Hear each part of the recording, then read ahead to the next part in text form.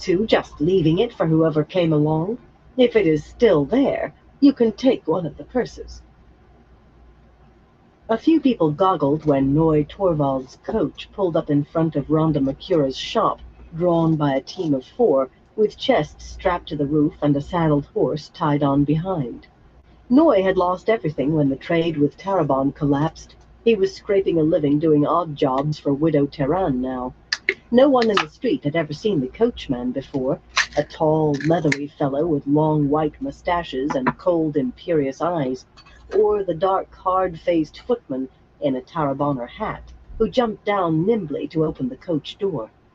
The goggling turned to murmurs when two women swept out of the shop with bundles in their arms. One wore a green silk gown, the other plain blue wool, but each had a scarf wrapped around her head, so that not so much as a hint of her hair was visible. They all but leaped into the coach. Two of the children began sauntering over to inquire who the strangers were, but while the footman was still scrambling up to the driver's seat, the coachman cracked his long whip, shouting something about making way for a lady. Her name was lost as the children threw themselves out of the way, tumbling in the dusty street, and the coach rumbled away at a gallop toward the Amador Road. The onlookers walked away, talking among themselves. A mysterious lady, obviously, with her maid, making purchases from Rhonda Mercura and rushing away from the children. Little enough happened in Mardisen of late, and this would provide days of conversation. The children of the light brushed themselves off furiously, but finally decided that reporting the incident would make them look foolish. Besides, their captain did not like nobles. He would probably send them to bring the coach back, a long ride in the heat for no more than an arrogant young sprig of one house or another. If no charges could be brought, always tricky with the nobility, it would not be the captain who took the blame. Hoping that word of their humiliation did not spread, they certainly never thought of questioning Rhonda Mercura. A short time later, Theron Lugay led his cart into the yard behind the shop, provisions for the long journey ahead already packed away under the round canvas top. Indeed, Rhonda Mercura had cured him of a fever that had taken 23 the winter before, but it was a nagging wife and a shrewish mother-in-law that made him glad of a journey all the way to where the witches lived. Rhonda had said someone might meet him, though not who, but he hoped to make it to Tarvalon. He tapped on the kitchen door 6 times before going in, but it was not until he climbed the stairs that he found anyone. In the back bedroom, Rhonda and Lucy lay stretched out on the beds, sound asleep and fully clothed, if rather rumpled, with the sun still in the sky. Neither woman roused when he shook them. He did not understand that, or why one of the coverlets was lying on the floor, cut into knotted strips, or why there were 2 empty teapots in the room but only 1 cup, or why a funnel was lying on Rhonda's pillow. But he had always known that there was a great deal in the world he did not understand. Returning to his cart, he thought about the supplies Rhonda's money had purchased, thought of his wife and her mother, and when he led the cart horse off, it was with the intention of seeing what Altara was like, or maybe Morandi. One way and another, it was quite a time before a disheveled Rhonda Mercura tottered up to Avi Shendar's house and sent off a pigeon, a thin bone tube tied to its leg. The bird launched itself north and east, straight as an arrow toward Tarvalon. After a moment's thought, Rhonda prepared another copy on another narrow strip of thin parchment and fastened it to a bird from another coop. That one headed west, for she had promised to send duplicates of all of her messages. In these hard times, a woman had to make out as best she could, and there could be no harm in it, not the sort of reports she made to Narenwin. Wondering if she could ever get the taste of forkroot out of her mouth, she would not have minded if the report brought just a little harm to the one who called herself Nynaeve. Hoeing in his garden patch as usual, Avi paid no attention to what Rhonda did, and as usual, as soon as she was gone, he washed his hands and went inside. She had placed a larger sheet of parchment underneath the strips to cushion the nib of the pen. When he held it up to the afternoon light, he could make out what she had written. Soon a third pigeon was on its way, heading in still another direction.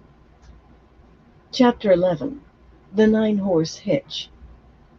A wide straw hat shaded Swan's face as she let Logain lead the way through Lugard's Shylene Gate under the late afternoon sun. The city's tall gray outer walls were in some disrepair. In two places she could see, tumbled stone lowered the wall to no more than a tall fence. Min and Liana rode close behind her, both tired from the pace the man had set over the weeks since Core Springs. He wanted to be in charge, and it took little enough to convince him that he was.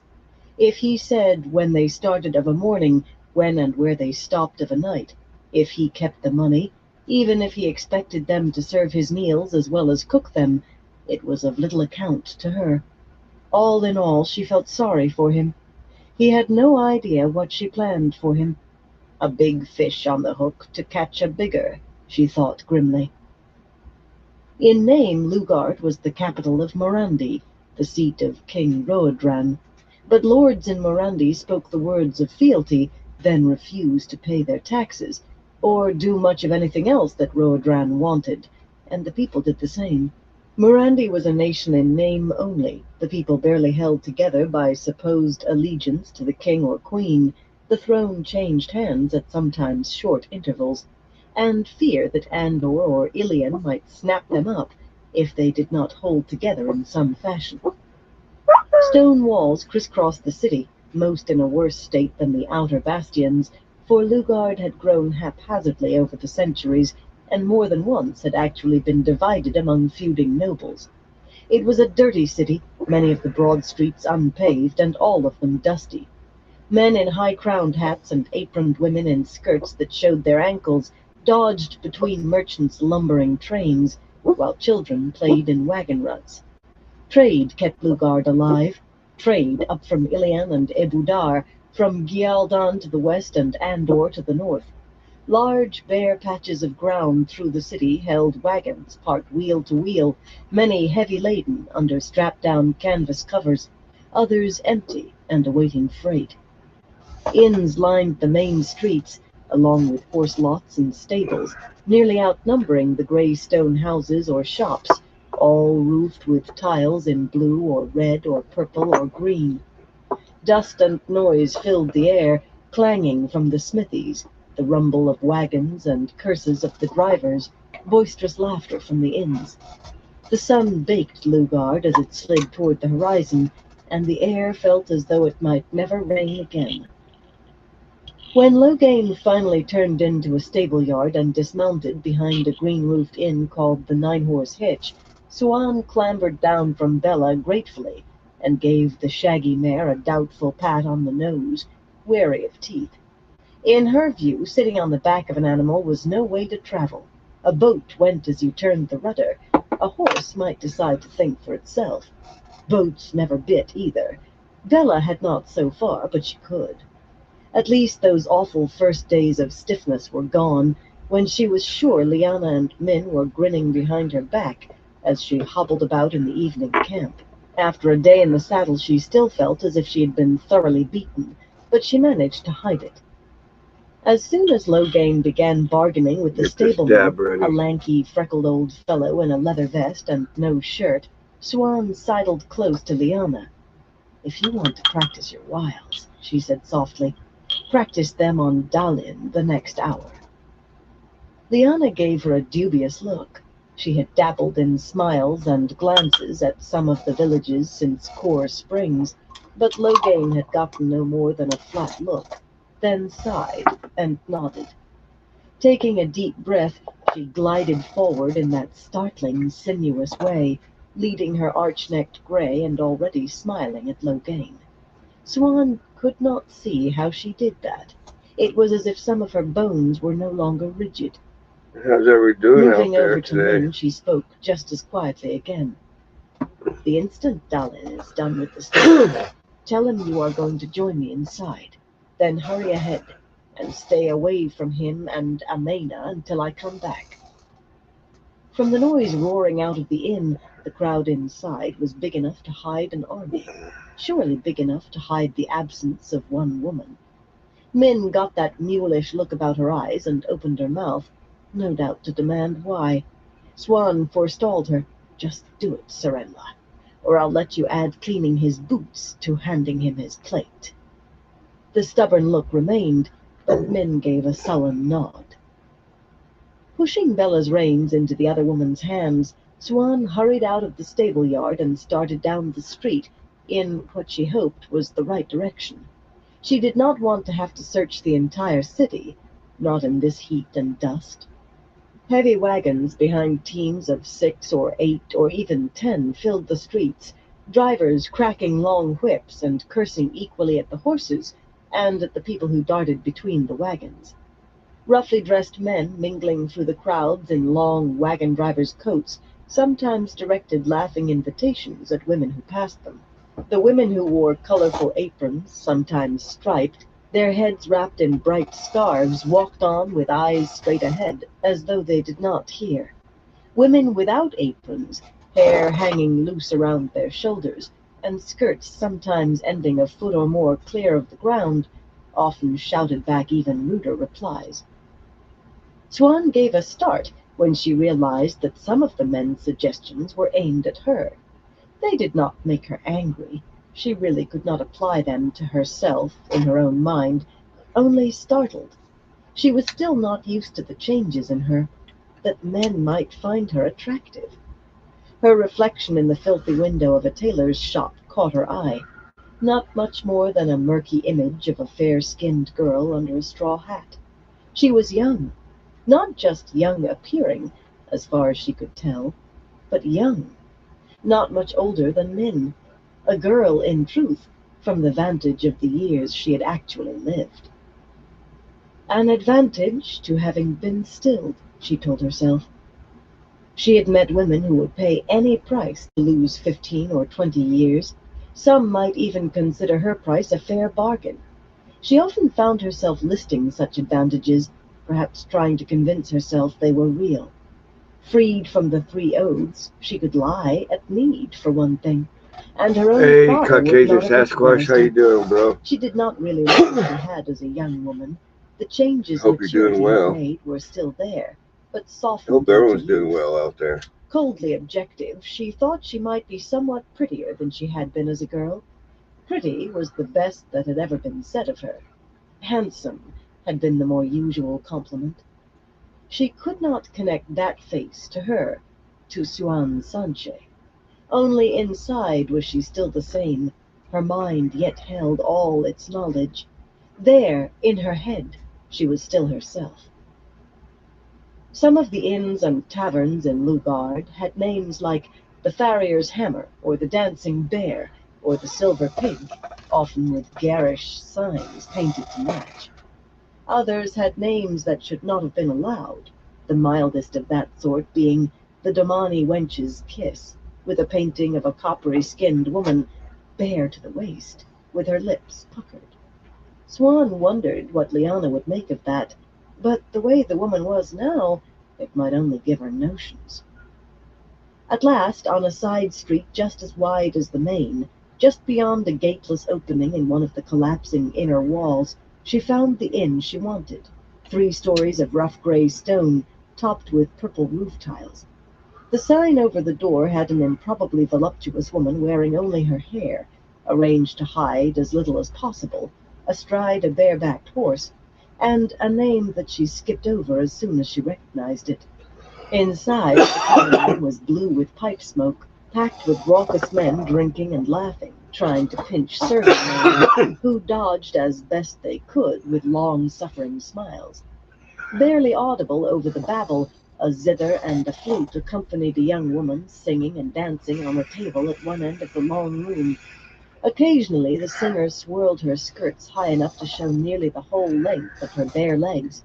What Swan could catch of her song made her want to go wash out the girl's mouth. Why would a woman go walking with no clothes on? Why would a woman sing about it to a lot of drunken louts? It was not a sort of place she had ever been into before. She intended to make this visit as brief as possible. There was no mistaking the inn's owner, a tall, heavy-set woman encased in a red silk dress that practically glowed. elaborate dyed curls. Nature had never produced that shade of red, surely never with such dark eyes, framed a thrusting chin and a hard mouth. In between shouting orders to the serving girls, she stopped at this table or that to speak a few words or slap a back and laugh with her patrons. Swan held herself stiffly and tried to ignore the considering looks men gave her as she approached the crimson-haired woman. Mistress Thorne? She had to repeat the name 3 times, each louder than the last, before the inn's How's owner everyone looked doing at her. today? Mistress Or Thorne, I this want a job evening? singing. I can sing. You can you now? The big How's woman everyone doing laughed. today? Well, I have a singer, but I can always use another to give her a rest. Let me be seeing your legs. I can sing the song of the 3 fishes, Swan said loudly. This had to be the Surely 2 women in one city could not have hair like that. Not and answer to the right name at the right inn. Mistress Thorne laughed harder still and slapped one of the men at the nearest table on the shoulder, jolting him half off his bench. Not much call for that one here, eh, Pell? Gap-toothed Pell, a wagon driver's whip curled around his shoulder, cackled with her. And I can sing Blue Sky Dawning. The woman shook, scrubbing at her eyes as though she had laughed herself to tears. Can you now? I'm sure the lads will love that. Now let me see your legs. Your legs, girl, or get out. Swan hesitated, but Mistress Thorne only stared at her, and an increasing number of the men did too. This had to be the right woman. Slowly she pulled her skirt up to her knees. The tall woman gestured impatiently.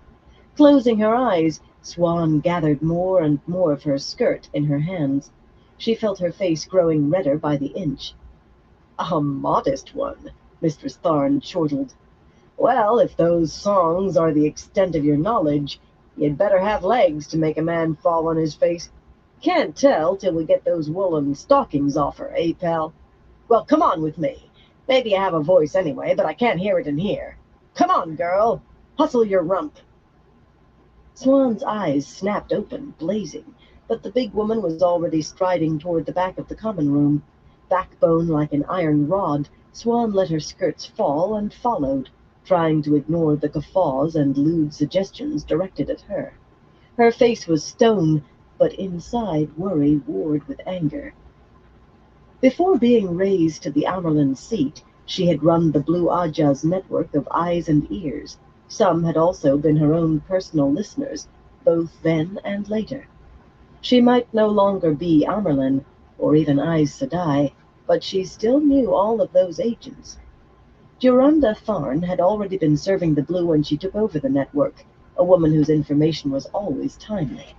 Eyes and ears were not to be found everywhere, and their reliability varied. There had been only one that she trusted enough to approach between Tar Valon and here, at 4 Kings, in Andor, and she had vanished. But a vast amount of news and rumor passed through Lugard with the merchants' wagon trains. There might be eyes and ears for other Ajas here. It would be well to remember that. Caution gets the boat home, she reminded herself. This woman fit the description of Duranda Tharn perfectly, and surely no other inn could have a name so vile. But why had she responded as she did when Swan identified herself as another agent of the Blue? She had to risk it. Min and Liana, in their own fashion, were growing as impatient as Logain. Caution got the boat home, but sometimes boldness brought back a full hold. At the worst, she could knock the woman over the head with something and escape out the back. Eyeing the woman's width and height and the firmness of her thick arms, she hoped that she could. A plain door in the corridor that led to the kitchens opened into a sparsely furnished room, a desk and one chair on a scrap of blue carpet, a large mirror on one wall, and, surprisingly, a short shelf with a few books. As soon as the door was shut behind them, diminishing if not cutting off the noise of the common room, the big woman rounded on Swan, fists planted on ample hips. Now then, what do you want with me? Don't bother giving me a name. I don't want to know, whether it's yours or not. A little of the tension oozed out of Swan, not the anger, though. You had no right to treat me in that manner out there. What did you mean, forcing me to? I had every right, Mistress Thorne snapped, and every necessity. If you'd come at opening or closing as you're supposed to, I could have hustled you in here and none the wiser. Do you think some of those men wouldn't be wondering if I escorted you back here like a long-lost friend? I can't afford to have anyone wondering about me. You're lucky I didn't make you take Susu's place on the table for a song or two. And you watch your manner with me. She raised a wide, hard hand threateningly. I've married daughters older than you, and when I visit them, they step right and talk proper. You come Mistress Snip with me, and you'll be learning why. Nobody out there will even hear you yelp, and if they did, they wouldn't interfere. With a sharp nod, as if that were settled, she put fists on hips again. Now, what do you want? Several times during the onslaught, Swan had tried to speak, but the woman rolled over her like a tidal wave. That was not something she was accustomed to. By the time Mistress Thorne was done, she quivered with anger. Both hands held her skirts in a white-knuckled grip. She held on to her temper every bit as hard. I am supposed to be just another agent, she reminded herself firmly. Not the Amerlin anymore, just another agent. Besides, she suspected that the woman might carry out her threat. This was something else still new to her, having to be wary of someone under her eye just because they were larger and stronger. I was given a message to deliver to a gathering of those we serve. She hoped Mistress Thorne took the strain in her voice for being cowed. The woman might be more helpful if she thought Swan properly intimidated.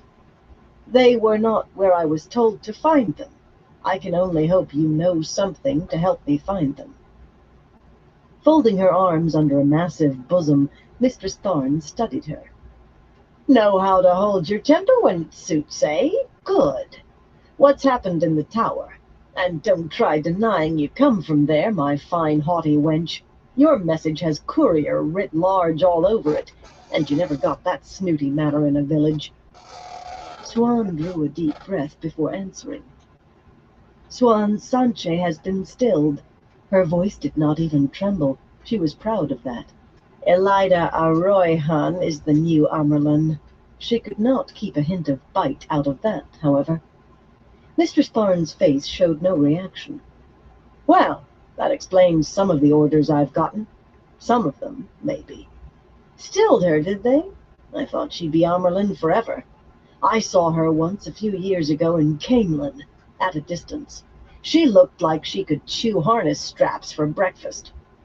Those impossible scarlet curls swung as she shook her head.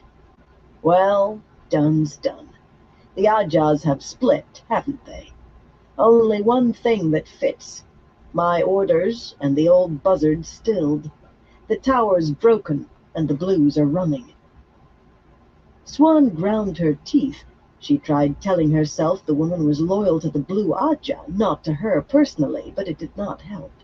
Old buzzard? She's old enough to be my mother, and if she was, I'd drown myself. With an effort, she made her voice meek. My message is important. I must be on my way as soon as possible. Can you help me? Important, is it? Well, I'm doubting it. Trouble is, I can give you something, but it's up to you to cipher it out. Do you want it? The woman refused to make this any easier. Yes, please. Sally Dara. I don't know who she is or was, but I was told to give her name to any blue who came around looking lost, so to speak. You may not be one of the sisters, but you carry your nose high enough for one, so there it is. Sally Dara. Make of it what you will. Swan suppressed a thrill of excitement and made her face dejected. I've never heard of her either. I'll just have to go on looking. If you find them, you tell Aeldine Sedai I'm still loyal, whatever's happened. I've worked for the Blues so long I wouldn't know what to do with myself else. I will tell her, Swan said. She had not known that Aeldine was her replacement, controlling the Blues' eyes and ears. The Amerlin, whatever Ajah she came from, was of all but part of none. I suppose you need some reason for not hiring me. I really cannot sing. That should do. As if it mattered to that lot out there. The big woman quirked an eyebrow and grinned in a way Swan did not like. I'll think of something, wench, and I'll give you a bit of advice. If you don't climb down a rung or two, some Aes Sedai will take you down the whole ladder. I'm surprised it hasn't been done already. Now go on, get out of here. Hateful woman, Swan growled in her head. If there was a way to manage it, I'd have her doing penance till her eyes popped. The woman thought she deserved more respect, did she? Thank you for your help, she said coolly, making a curtsy that would have graced any court. You have been too kind. She was 3 steps into the common room when Mistress Tharn appeared behind her, raising her voice in a laughing shout that cut through the noise. A shy maiden, that one. Legs white and slender enough to set you all drooling, and she bawled like a baby when I told her she'd have to show them to you. Just sat right down on the floor and cried. Hips round enough for any taste. And she... Swan stumbled as the tide of laughter rose, never quite drowning out the woman's recitation. She managed another 3 steps, face red as a beet, then fled at a run. In the street she paused to get her breath back and let her heart stop pounding. That horrible old harridan! I should... It did not matter what she should do. That disgusting woman had told her what she needed. Not Sally Dare, not a woman at all. Only a blue would know, or even suspect. Salidar, birthplace of Diana Ariman, the blue sister who had become Amerlin after Bonwyn and had rescued the tower from the ruin Bonwyn had poised it for. Salidar, one of the last places anyone would look for Aes Sedai, short of Amadisia itself. 2 men in snowy cloaks and brightly burnished mail were riding down the street toward her, reluctantly moving their horses aside for wagons. Children of the light. They could be found everywhere these days. Tipping her head down, watching the white cloaks cautiously from beneath the brim of her hat, Swan moved closer to the blue and green front of the inn. They glanced at her as they rode by, hard faces beneath shining conical helmets, and passed on. Swan bit her lip in vexation. She had probably called their attention to her by shrinking back, and if they had seen her face, nothing, of course. White cloaks might try to kill an Aes Sedai they found alone, but hers was an Aes Sedai face no longer. Only they had seen her try to hide from them. If Duranda Tharn had not upset her so, she would not have made such a foolish error. She could remember when a little thing like Mistress Tharn's remarks would not have made her stride waver in the least, when that overgrown, dyed fishwife would not have dared say a word of it. If that termagant doesn't like my manner, I'll... What she would do was continue about the business she was on before Mistress Tharn pummeled her, so she could not sit a saddle. Sometimes it was hard remembering the days were gone when she could call kings or queens and have them come.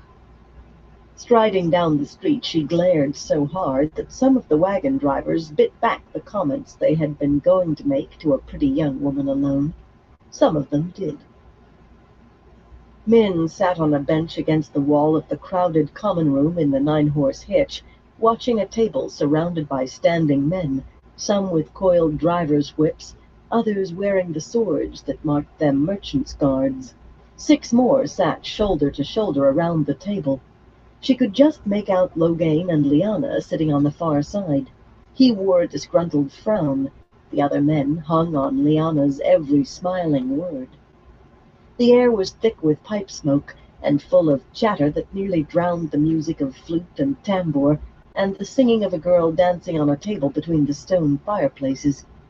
Her song had to do with a woman convincing 6 men that each was the only man in her life. Min found it interesting, even when it made her blush. The singer darted jealous glances at the crowded table from time to time, or rather, at Lyanna. The tall Damani woman had already been leading Loghain by the nose when they entered the inn, and she had attracted more men like flies to honey with that swaying walk and the smoldering light in her eyes. There had very nearly been a riot, Loghain and the merchants' guards with hands on swords, knives being drawn, the stout proprietor and 2 heavily muscled fellows rushing in with cudgels. and Liana had doused the flames much as she had ignited them, with a smile here, a few words there, a pat on the cheek. Even the innkeeper had lingered a while, grinning like a fool, until his custom called him away. And Liana thought she needed practice. It hardly seemed fair. If I could do that to one particular man, I'd be more than satisfied. Maybe she'd teach me. Light! What am I thinking? She'd always been herself, and everyone else could accept her as she was or not. Now she was thinking about changing what she was for a man. It was bad enough that she had to hide herself in a dress instead of the coat and breeches she'd always worn. He'd look at you in a dress with neckline cut down. You've more to show than Liana does. And she'd stop that. We have to go south, Swan said to her shoulder, and Min gave a start. She had not seen the other woman come in. Now. From the shine in Swan's blue eyes, she had learned something. Whether she would share it was another matter. The woman seemed to think she was still Amerlin, most of the time. We cannot reach anywhere else with an inn before nightfall, Min said. We might as well take rooms here for the night. It was pleasant to sleep in a bed again instead of under hedges and in haystacks, even if she did usually have to share it with Liana and Swan. Loghain was willing to rent them all rooms, but Swan was tight with their coin, even when Loghain was doling it out. Swan looked around, but whoever in the common room was not staring at Liana was listening to the singer. That isn't possible. I think some white cloaks may be asking questions about me. Min whistled softly. Dalin won't like that. Then do not tell him. Swan shook her head at the gathering about Liana. Just tell Amena that we have to go. He'll follow. Let us just hope the rest don't as well. Min grinned wryly. Swan might claim that she did not care that Loghain, Dalin, had taken charge, mostly by just ignoring her whenever she tried to make him do anything, but she was still determined to bring him to heel again. What is a 9-horse hitch, anyway? She asked, getting to her feet. She had gone out front hoping for a hint, but the sign over the door bore only the name. I have seen 8 and 10, but never 9. In this town, Swan said primly, it is better not to ask. Sudden spots of color in her cheeks made Min think that she knew very well. Go fetch them. We've a long way to go and no time to waste, and don't let anyone overhear you. Min snorted softly. With that small smile on Liana's face, none of those men would even see her. She wished she knew how Swan had brought herself to the White Cloak's attention. That was the last thing they needed, and it was not like Swan to make mistakes. She wished she knew how to make Rand look at her like those men were looking at Liana. If they were going to be riding all night, and she suspected they were, maybe Liana would be willing to give her a few tips. Chapter 12. An Old Pipe. A gust of wind, swirling dust down the Lugard Street, caught Gareth Bryn's velvet hat, sweeping it from his head directly under one of the lumbering wagons. An iron-rimmed wheel ground the hat into the hard clay of the street, leaving a flattened ruin behind. For a moment he stared at it, then walked on. It was showing travel stains anyway, he told himself. His silk coat had been dusty before reaching Murundi, too. Brushing no longer did much good, when he even took the trouble. It looked more brown than gray now. He should find something plainer. He was not on his way to a ball. Dodging between wagons rumbling down the rutted street, he ignored the driver's curses that followed him. Any decent squadman could get better in his sleep, and ducked into a red-roofed inn called the Wagon Seat. The painting on the sign gave the name an explicit interpretation. The common room was like every common room he had seen in Lugard. Wagon drivers and merchants' guards packed in with stablemen, farriers, laborers, every sort of man, all talking or laughing as loud as they could, while drinking as much as they could. One hand for the cup and one to fondle the serving girls. for that matter, it was not all that much different from common rooms in taverns in many other towns, though most were considerably milder. A buxom young woman, in a blouse that seemed about to fall off, capered and sang atop a table at one side of the room, to the supposed music of 2 flutes and a 12-string bittern. He had little ear for music, but he paused a moment to appreciate her song. She would have gone over well in any soldier's camp he had ever seen, but then she would have been as popular if she could not sing a note. Wearing that blouse, she would have found a husband in short order. Johnny and Barham were already there, Johnny's size enough to grant them a table by themselves, despite his thin hair and the bandage he still wore around his temples. They were listening to the girl sing, or at least staring at her. He touched each man on the shoulder and nodded toward the side door that led to the stable yard, where a sullen groom with a squint delivered their horses for 3 silver pennies. A year or so earlier, Bryn could have bought a fair horse for no more. The troubles to the west and in Carrion were playing havoc with trade and prices. No one spoke until they passed the city gates and were on a seldom-traveled road, winding north toward the River Storn, little more than a wide dirt track. Then Barham said, "They were here yesterday, my lord." Bryn had learned that much himself. 3 pretty young women together, obvious outlanders, could not pass through a city like Lugard without being remarked. By men, anyway. "Them and a fellow with shoulders," Barham went on. "Sounds maybe like that Dallin was with them when they burned down Nem's barn. Anyway, whoever he is, they was at the 9-horse hitch for a bit, but all they did was drink some and leave.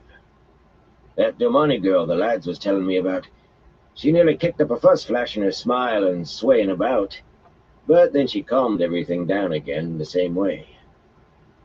Burn me, but I'd like to meet me a Domani woman." "Did you hear which way they went, Barham?" Bryn asked patiently. He had not been able to learn that. No, my lord. But I heard there's been plenty of white cloaks passing through, all heading west. You think maybe old Pedron Niles planning something? Maybe in Altara? That's not our business anymore, Barham." Bryn knew his patient sounded a little frayed this time, but Barham was an old enough campaigner to stick to the matter at hand. "I know where they went, my lord," Johnny said. "West, on the Johanna Road, and pushing hard by what I heard." He sounded troubled. "My lord, I found 2 merchants' guards, lads who used to be in the guards, and had a drink with them. Happens they were in a stew called the Good Night's Ride when that girl Mara came in and asked for a job singing. She didn't get it. Didn't want to show her legs the way the singers in most of these places do, as who can blame her? And she left. From what Barham told me, it was right after that they all set off west. I don't like it, my lord.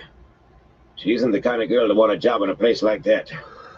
She's trying to get away from that Dallin fellow." Strangely, despite the lump on his head, Johnny had no animosity toward the 3 young women. It was his opinion, often expressed since leaving the manor, that the girls were in some sort of predicament and needed to be rescued. Bryn suspected that if he did catch up to the young women and take them back to his estate, Johnny would be after him to turn them over to Johnny's daughters to mother. Barham had no such feelings. "Giladan," he scowled, "or maybe Altara, or Amadisia. We'll kiss the Dark One getting them back.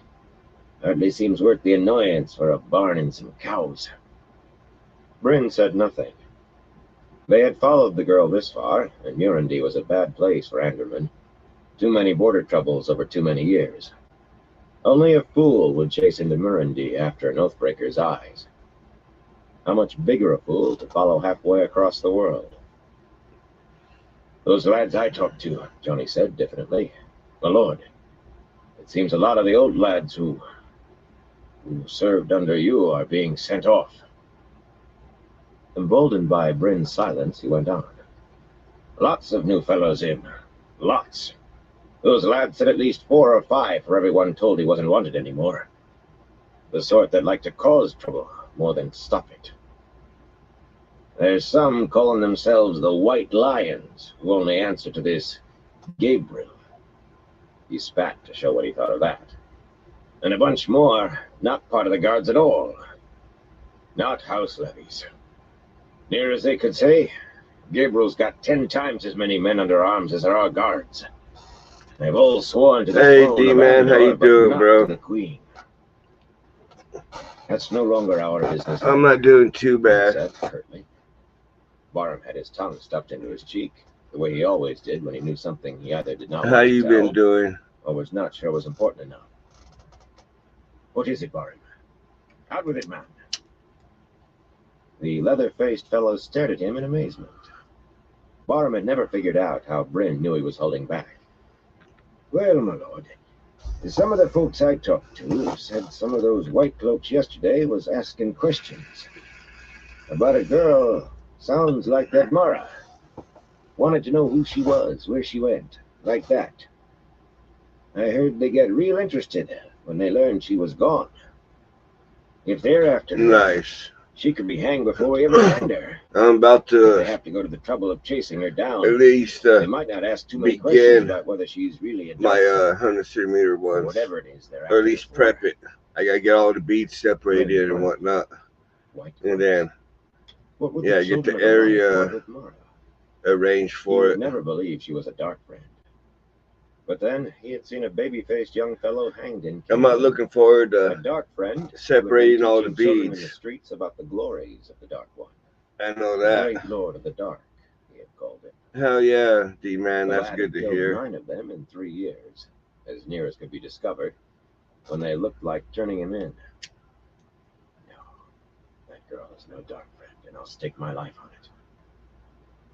White cloaks were suspicious of everyone.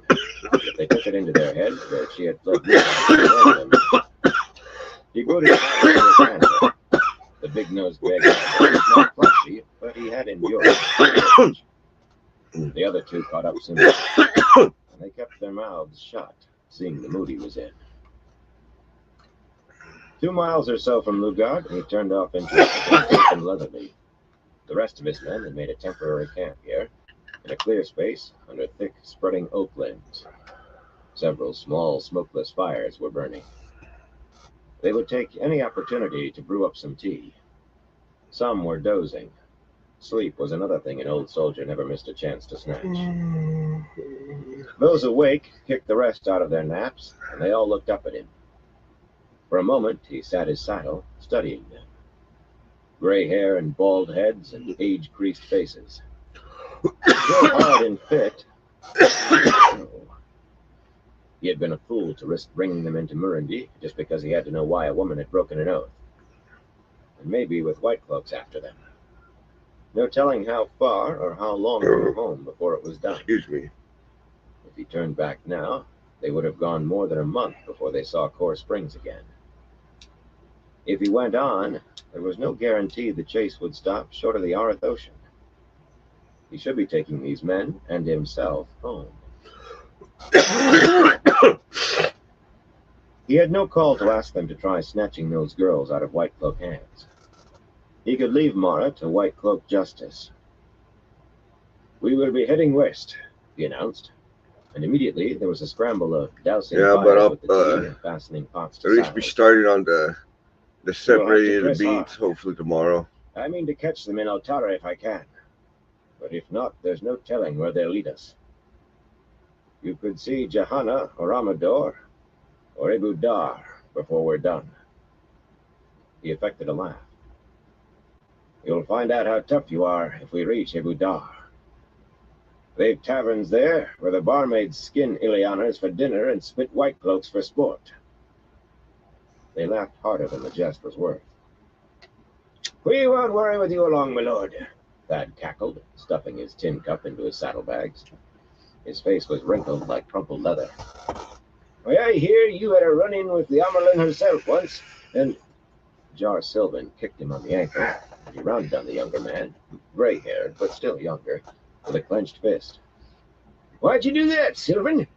You want a broke head, you just... What? The meaningful glares Sylvan and some of the others were giving him finally sank in.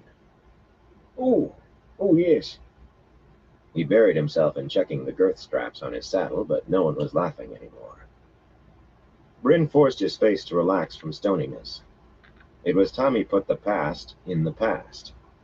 Just because a woman whose bed he had shared, and more, he had thought, just because that woman looked at him as though she had never known him, was no reason to stop speaking her name. Just because she had exiled him from Camelin on pain of death, for giving her the advice he had sworn to give. If she came a cropper with this Lord Gabriel, who had suddenly appeared in Camelin, it was no longer any concern of his. She had told him, in a voice as flat and cold as smooth ice, that his name would never be spoken in the palace again, that only his long service kept her from sending him to the headsman for treason. Treason! He needed to keep spirits up, especially if this turned into a long chase. Hooking a knee around the high cantle of his saddle, he took out his pipe and pouch and filled his pipe with tobacco. The bowl was carved with a wild bull collared with the rose crown of Andor. For 1,000 years, that had been the sign of the House of Bryn. Strength and courage in the service of the Queen. He needed a new pipe. This one was old. I didn't come out of that as well as you might have heard. He leaned down from one of the men to hand him a twig still glowing from one of the spent fires, then straightened to puff his pipe alight. It was some 3 years ago. The Amelin was making a progression. Carien, Tyr, Ilion, and finishing up in Camelin before returning to Tarvalon. At that time, we were having problems with Merandian border lords, as usual. Laughter rippled. They had all served on the Merandian border at one time or another. I had sent some of the guards down to set the Merandians straight on who owned the sheep and cattle on our side of the border. I never expected the Amelin to take an interest. They certainly had their attention. Preparations to leave were still going on, but more slowly. Swan Sanche and Elijah closeted themselves with Morghese. There, he had said her name again, and it did not even smart. And when they came out, Morghese was half thunderhead, with lightning shooting out of her eyes, and half 10-year-old who'd been hauled up by her mother for stealing honey. Give me 1 second, everyone. I'll be right back. She's a tough woman, but caught between Elida and the Amelin seat. He shook his head, and they chuckled. Aes Sedai attentions were one thing none of them envied lords and rulers. She ordered me to remove all troops from the border with Murandi immediately. I asked her to discuss it with me in private, and Swan Sanche jumped all over me. In front of half the court, she chewed me up one side and down the other like a raw recruit. Said if I couldn't do as I was told, she'd use me for fish bait. He had had to beg her pardon before it was done, in front of everyone, for trying to do as he had been sworn to do, but there was no need to do that. Even at the end, he had not been sure that she would not make Morghese behead him, or have it done herself. Must have meant to catch yourself a mighty big fish, someone laughed, and others joined in. The upshot was, Bryn went on, my hide got singed and the guards were ordered back from the border. So if you're looking to me to protect you in Abu Dar, just remember it's my opinion those barmaids would hang the Amelin out to dry along with the rest of us. They roared with mirth. Did you ever find out what it was about, my lord? Johnny wanted to know. Bryn shook his head. Aes Sedai business of some sort, I expect. They don't tell the likes of you and me what they are up to. That earned a few chuckles as well. They mounted up with an alacrity that belied their ages. Some of them are no older than me, he thought wryly. Too old to go chasing after a pretty pair of eyes young enough to be his daughters, if not his granddaughters.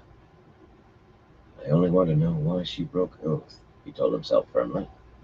Only that. Raising his hand, he signaled forward, and they headed west, leaving a trail of dust. It would take hard riding to catch up, but he meant to.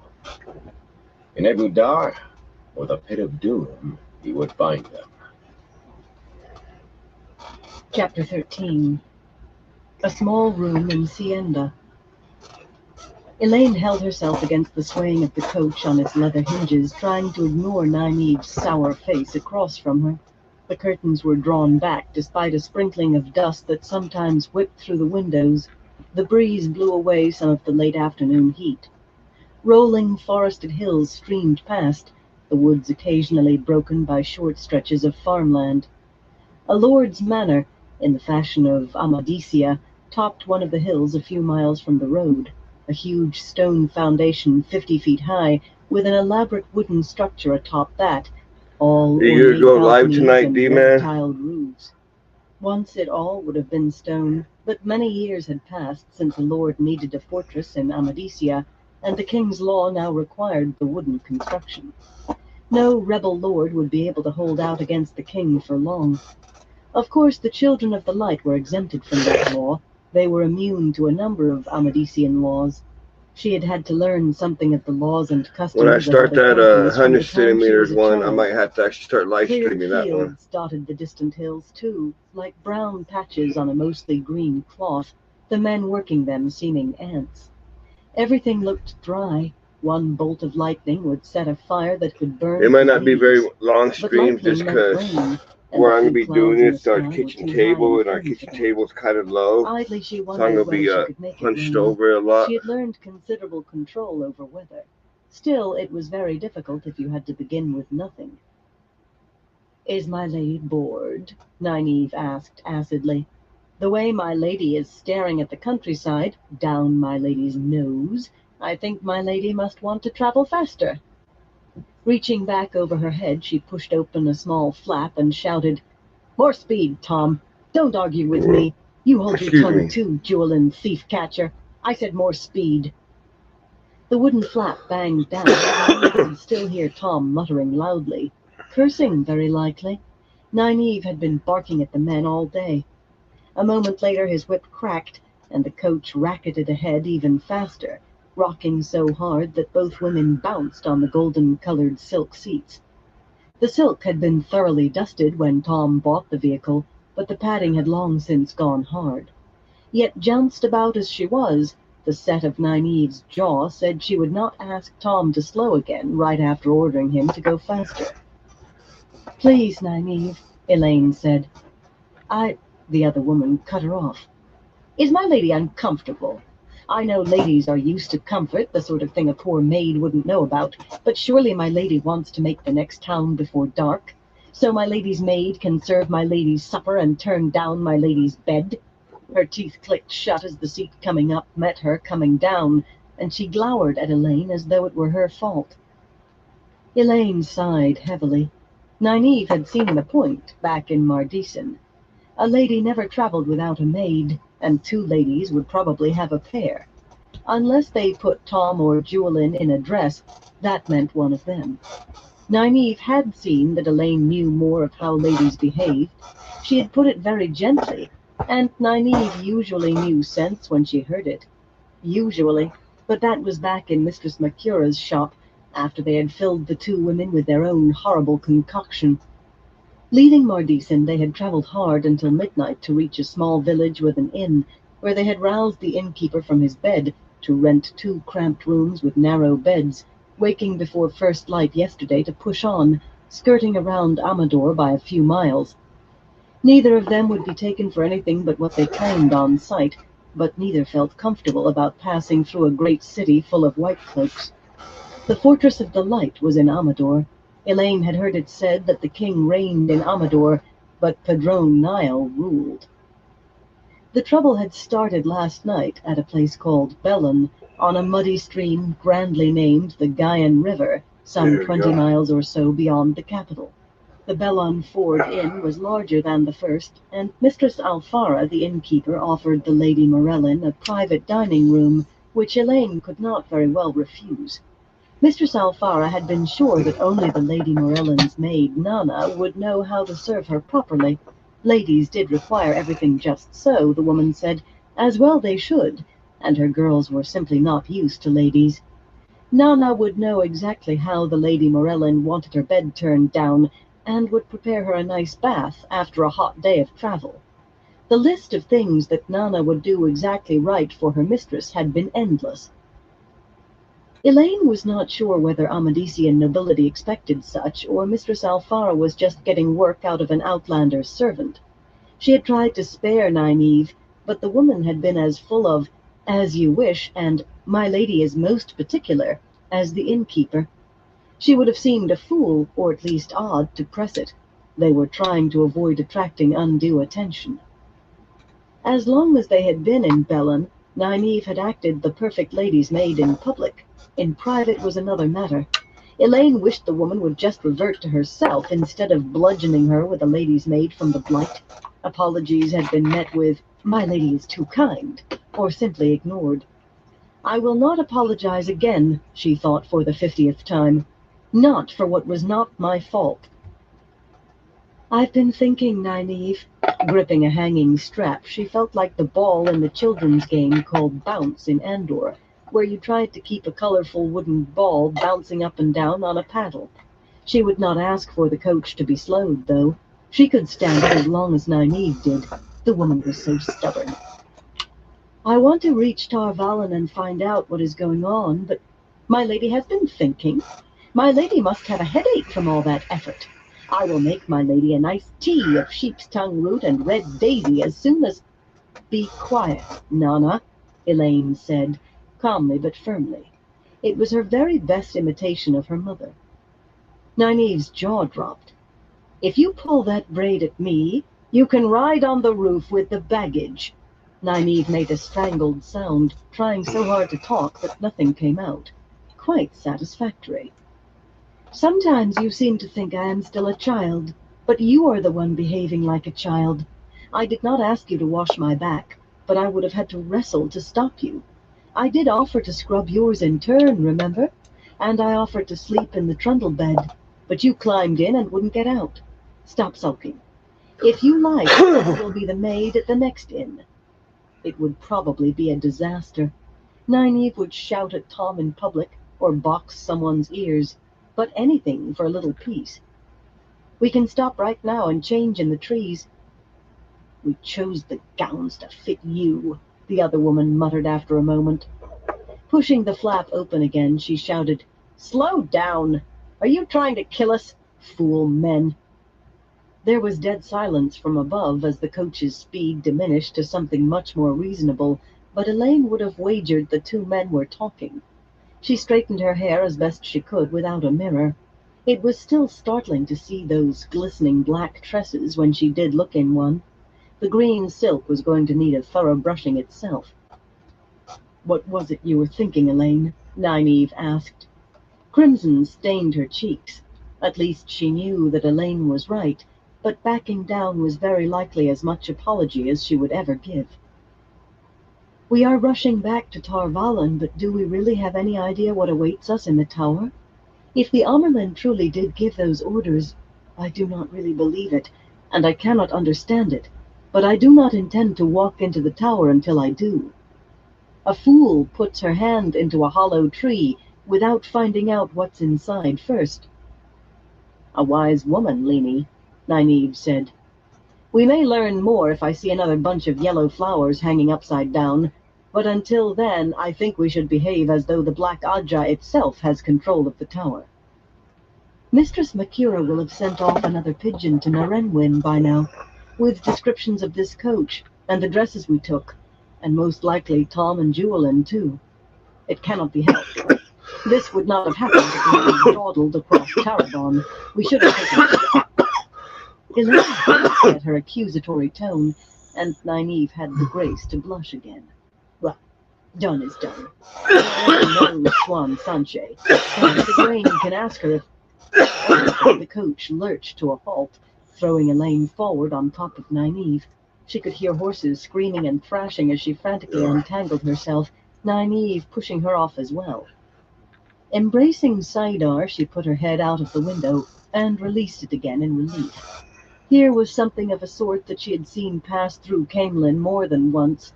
A traveling menagerie was camped amid afternoon shadows in a large clearing by the side of the road. A great black male lay half asleep in one cage that took up the entire back of a wagon, while his two consorts paced in the confines of another. A third cage stood open. In front of it, a woman was making two black bears with white faces balance themselves on big red balls. Another cage held what appeared to be a large, hairy boar, except that its snout was too pointed, and it had toes with claws. That came from the Aiel waste, she knew, and was called a capar. Other cages held other animals and brightly colored birds, but unlike any menagerie she had ever seen, this one traveled with human performers. Two men were juggling ribbon-twined hoops between them. Four acrobats were practicing standing on one another's shoulders and column, and a woman was feeding a dozen dogs that walked on their hind legs and did backflips for her. In the background, some other men were putting up two tall poles. She had no idea what they were for. None of that was what had the horses rearing in their harness and rolling their eyes, though, despite all that Tom could do with the reins. She could smell the lions herself, but it was at three huge, wrinkled gray animals that the horses gazed, wild-eyed. Two were as tall as the coach, with big ears and great curving tusks beside a long nose that dangled to the ground. The third, shorter than the horses, if likely as heavy, had no tusks. A baby, she supposed. A woman with pale yellow hair was scratching that one behind the ear with a heavy, hooked goad. Elaine had seen creatures like this before, too, and had never expected to see them again. A tall, dark-haired man strode out of the camp, of all things in wearing a red silk cloak that he flourished as he made an elegant bow. He was good-looking, with a well-turned leg, and very much aware of both things. "Forgive me, my lady, if the giant boar horses frightened your animals." As he straightened, he beckoned two of his men to help quiet the horses, then paused, staring at her, and murmured, "Be still, my heart." It was just loud enough for Elaine to be sure she was supposed to hear. "I am Valan Luca, my lady, showman extraordinary. Your presence overwhelms me." He made another bow, even more elaborate than the first. Elaine shared a look with Nynaeve, catching the same amused smile that she knew she herself wore. A man very full of himself, this Valan Luca. His men did seem to be very good at soothing the horses. They still snorted and stamped, but their eyes were not so wide as they had been. Tom and Julian were staring at the strange animals almost as hard as the horses were. "Boar horses, Master Luca," Elaine said. "Where did they come from?" "Giant boar horses, my lady," was the ready reply. "From fabled Shara, where I myself led an expedition into a wilderness full of strange civilizations and stranger sights to trap them. It would fascinate me to tell you of them. Gigantic people twice the size of Ogier." He made grand gestures to illustrate. "Beings with no heads. Birds big enough to carry off a full-grown bull. Snakes that can swallow a man. Cities made of solid gold. Descend, my lady, and let me tell you." Elaine had no doubt that Luca would fascinate himself with his own tales, but she certainly doubted that those animals came from Shara. For one thing, even the sea folk saw no more of Shara than the walled ports they were confined to. Any who went beyond the walls were never seen again. The Aiel knew little more. For another, she and Nynaeve had both seen creatures like these in Falma during the Shonchan invasion. The Shonchan used them for work animals and for war. "I think not, Master Luca," she told him. "Then let us perform for you," he said quickly. "As you can see, this is no ordinary wandering menagerie, but something entirely new. A private performance. Tumblers, jugglers, trained animals, the strongest man in the world, even fireworks. We have an illuminator with us. We are on our way to Gildan, and tomorrow we will be gone on the wind. But for a pittance—" "My mistress said she thinks not," Nynaeve broke in. "She has better things to spend her money on than looking at animals." In fact, she herself kept a tight fist on all their coin, reluctantly doling out what they needed. She seemed to think everything should cost what it had back in her 2 rivers. "Why would you want to go to Gildan, Master Luca?" Elaine asked. The other woman did make rough spots and leave them to her to smooth over. "I hear there is a great deal of trouble there." I hear the army has not been able to suppress this man called the Prophet, with his preaching of the Dragon Reborn.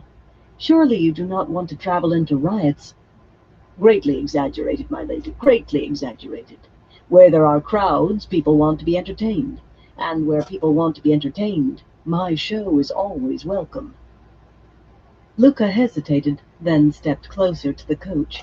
An embarrassed look crossed his face as he gazed up into Elaine's eyes.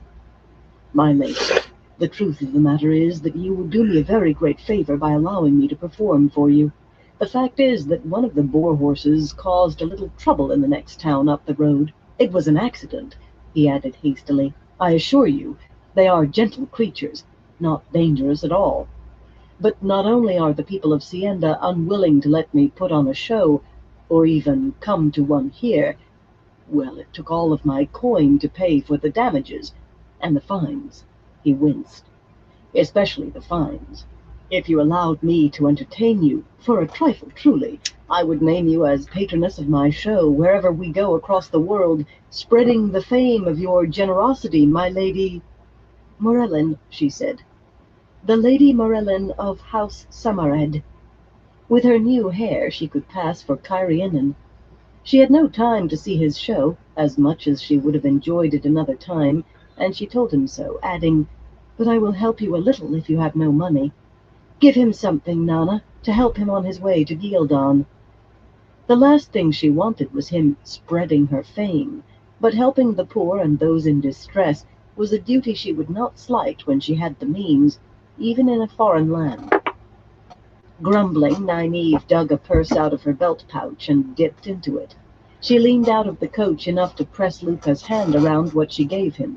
He looked startled as she said, If you took a decent job of work, you would not have to beg. Drive on, Tom. Tom's whip cracked, and Elaine was thrown back into her seat. You did not have to be rude, she said, or so abrupt. What did you give him? A silver penny, Nynaeve replied calmly, putting the purse back into her pouch. And more than he deserved. Nynaeve, Elaine groaned. The man probably thinks we were making sport of him. Nynaeve sniffed. With those shoulders, a good day's work would not kill him. Elaine kept silent, though she did not agree. Not exactly. Certainly work would not harm the man, but she did not think there was much available. Not that I think Master Luca would accept work that didn't allow him to wear that cape. If she brought it up, though, Nynaeve would probably argue. When she gently pointed out things that Nynaeve did not know, the woman was quite capable of accusing her of having an arrogant manner, or of lecturing. And Valen Luca was hardly worth another altercation so soon after smoothing over the last. The shadows were lengthening by the time they reached Sienda, a sizable village of stone and thatch with 2 inns.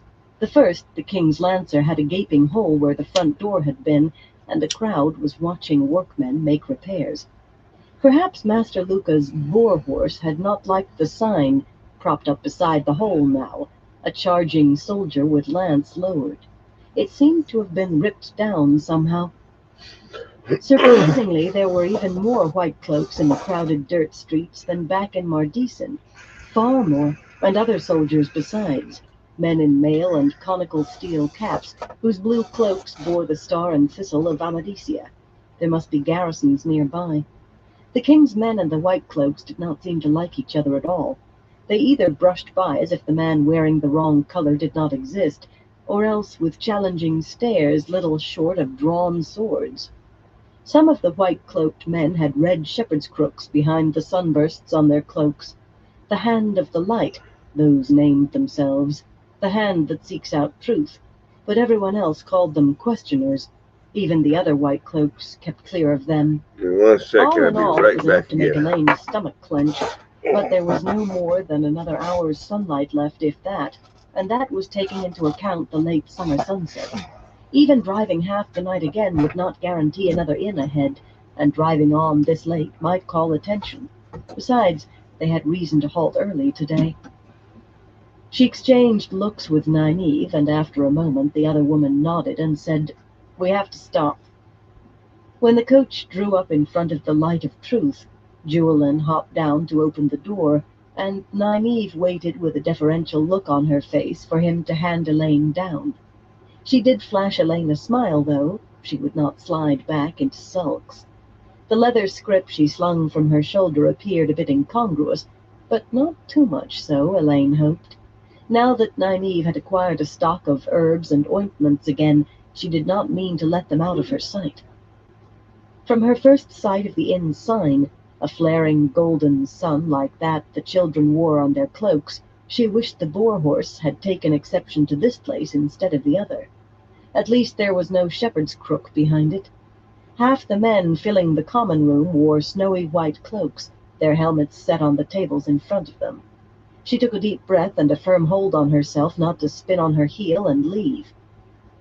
Aside from the soldiers, it was a pleasant inn, with high-beamed ceilings and dark polished paneling. Cut green branches decorated the cold hearths of 2 large fireplaces, and good cooking smells wafted from the kitchens. The white-aproned serving maids all seemed cheerful as they scurried among the tables, with trays of wine and ale and food.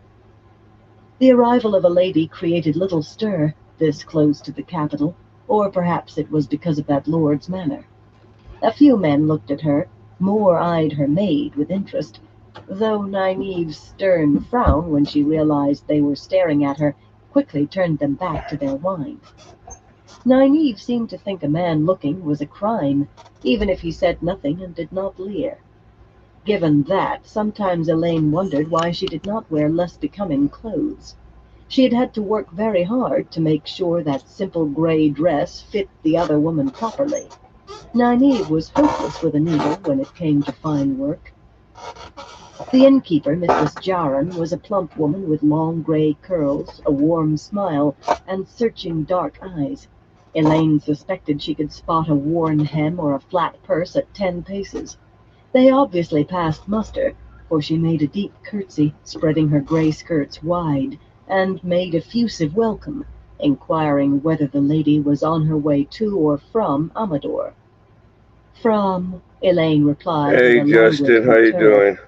The city's balls were most enjoyable, and King Ailron is quite as handsome as they say, which is not always so for kings, but I must Welcome. return to my estates.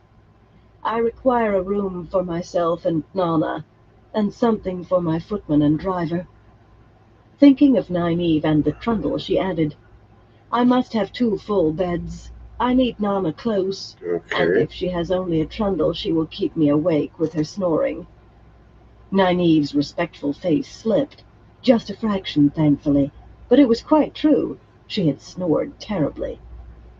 Of course, my lady, the plump innkeeper said. I have just the thing, but your men will have to bed down in the stable in the hayloft. I'm quite crowded, as you can see. A troop of vagabonds brought some horrible great animals into the village yesterday, and one of That's them good. quite destroyed the king's lancer. Poor Sim has lost half his custom or more, and they've all come here. Mistress Jaron's smile was more satisfaction than Hope you're doing commiseration. good this evening I or do have one morning, room depending left, where y'all at. I'm sure it will do very well. If you will send up a light repast and some wash water, I think I shall retire early. There was still sunlight showing in the windows, but she put a hand delicately over her mouth as if stifling a yawn. Of course, my lady. As you wish. This way. Mistress Jaron seemed to think she had to keep Elaine entertained as she showed them to the second floor. She went on the whole way about the crowding at the inn and how it was a miracle that she had a room left, about the vagrants with their animals and how they had been chased out of town and good riddance to rubbish, about all the nobles who had stayed at her establishment over the years, even the Oh, Lord shit. Captain Commander of the So children you're once. about Why, a hunter of the Horn had come through just a the day couple hours before on ahead. his way to Tyr, where they said the stone of Tyr Because for had me, fallen it's into about the hands of some 1:13 false dragon, or and was 1:12. it not horrible wickedness that men could do such things? I hope they never find it. The innkeeper's gray curls swung as she shook her head. The Horn of Valier, Elaine said. Why ever not? Why, my lady, if they find it, it means the last battle is coming. The Dark One breaking free. Mistress Jaron shivered. The light send the horn is never found. That way the last battle cannot happen, can it? There did not seem to be much answer to such curious logic. The bedchamber was snug, if not exactly cramped. 2 narrow beds with striped coverlets stood to either side of a window looking out onto the street, and little more than walking rooms separated them from each other or the white plastered walls. A small table holding a lamp and tinderbox between the beds, a tiny flowered rug, and a washstand with a small mirror above it completed the furnishings. Everything was clean and well polished, at least. The innkeeper plumped the pillows and smoothed the coverlets and said the mattresses were the best goose down, and the ladies' men would be bringing her chests up by the back stairs, and everything would be very cozy. There was a good breeze at night if the lady opened the window and left the door cracked. As though she would sleep with her door open to a public hallway. 2 aproned girls arrived with a large blue pitcher of steaming water and a large lacquered tray covered with a white cloth before Elaine managed to get Mistress Jarin out. The shape of a wine pitcher and 2 cups mounded up one side of the cloth. I think she believed we might go to the King's Lancer even with a hole in it, she said, once the door was firmly shut. Looking around the room, she grimaced. There would barely be room for them and the chests. I am not certain we shouldn't. I do not snore, Nynaeve said in a tight voice. Of course you do not. I had to say something, though. Nynaeve gave a loud harumph, but all she said was, I am glad I am tired enough to go to sleep. Aside from that fork root, I did not recognize anything to aid sleep in what that Makura woman had.